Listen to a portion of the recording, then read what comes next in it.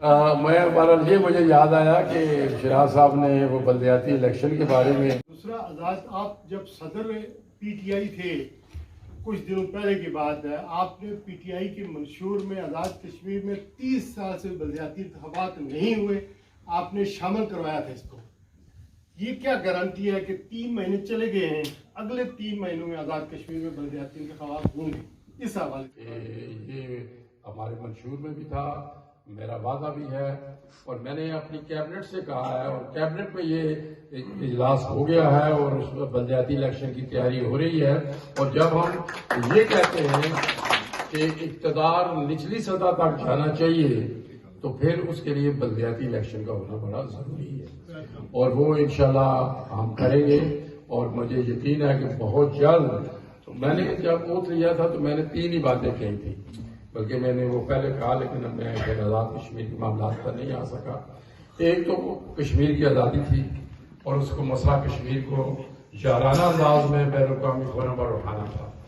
दूसरा ये बल्दियाती इलेक्शन था और मैंने ये कहा था कि ये हम इंशाल्लाह बल्दियाती इलेक्शन कराएंगे और ये बल्दियाती इलेक्शन बहुत जरूरी है। और मुझे पर्सनल पता क्या एक्सपीरियंस है कि मुझे बालोकात में जब मेंबर असेंबली था मीरपुर शहर से, तो मुझे अक्सर आम फोन आ जाता था और मेरा फोन आप ही बेशक ट्राई कर ले हर वक्त खुला रहता है, आपको मीटिंग हो तो बंद कर, तो एक ही फोन है मेरा।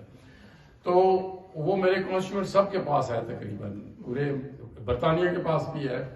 तो वो मुझे फोन करते थे, वो जो टूटी चूड़ी है भी, मुझे बड़ा गुस्सा भी एक लम्हा के लिए चढ़ता था कि मैं इंटरनेशनली काम कर रहा हूँ, मैं एक जमात का सदर हूँ, ये कैसे सवाल कर रहे हैं मुझसे और क्या मुझे डिमांड कर रहे हैं। लेकिन फिर मैं सोचता था कि ये बेचारे वोट तो मुझे देते हैं, बल्दियाती नुमाइंदे है नहीं है, तो ये किससे कहें? फिर इनका राइट बनता है कि मुझसे कहें कि ये हमारे छोटे छोटे प्रॉब्लम्स हैं। कहने का मकसद ये है कि जब बल्दियाती इंतखाबात हो जाएंगे तो फिर ये बल्दियाती अदारों की जिम्मेदारी होगी कि वहाँ के मुकामी और लोकल मसाइल की तरफ तवज्जो दे सके।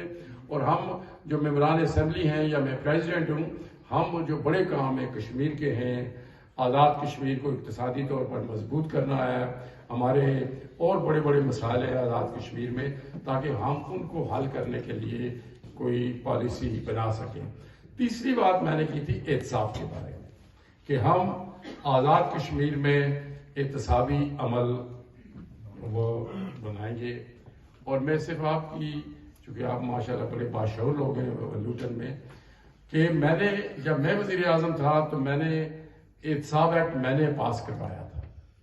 और आप ये भी जानते हैं, जो आपके सीनियर ज़रा लोग हैं, कि मेरे अपने वज़ीर भी गिरफ्तार हुए थे, क्योंकि उस एहतसाब एक्ट में मैंने वज़ीर आज़म को भी रखा था और उसमें मैंने तमाम मिनिस्टर्स को भी रखा था, सेक्रेटरीज को भी रखा था, जजेस को भी रखा था, तमाम लोगों को रखा था, मासवा एक सदर के।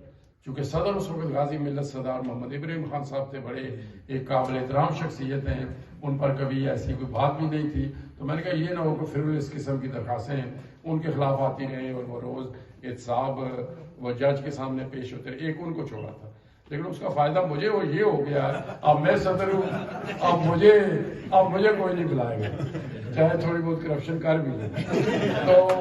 तो इसलिए मैं ये कहता हूँ कि वो मैंने एहतसाब एक्ट बनाया था, वो एहतसाब एक्ट अब भी मौजूद है और उसके जरिए हम आज़ाद कश्मीर में इंतसाबी अमल को जारी रखना चाहते हैं।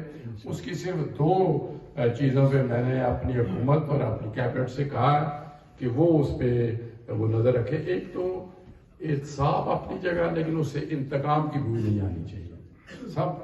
और दूसरा ये कि इम्तियाजी सलूक हो सब। अगर पार्टी के हैं, जैसे मैंने कहा मेरे वजीर गिरफ्तार हो गए थे, I could not do anything. और उसकी एक वजह ये थी कि मैंने एहतसाब ब्यूरो का जो चेयरमैन लगाया था वो सुप्रीम कोर्ट के आला सरवर जज थे, बड़े क्रेडिबल जज थे, शेख बशारत साहब। और वो उन्होंने बड़ा अच्छा रोल प्ले किया और उन्होंने किसी को नहीं बख्शा, बिल्कुल इम्तियाजी सलूक। चाहे हमारी पार्टी थी, उस वक्त पीपल्स पार्टी थी, या उसमें मुस्लिम कॉन्फ्रेंस होती थी, या जमात इस्लामी थी, या दीगर जमातें जितनी भी हैं, लिबरेशन फ्रंट थी, उन्होंने किसी पर एक को टारगेट नहीं किया, बल्कि उन्होंने अक्रॉस द बोर्ड उन्होंने किया था। और अब मेरी ये दोबारा कोशिश है कि इंशाल्लाह آزاد کشمیر میں دوبارہ احتسابی عمل شروع ہو.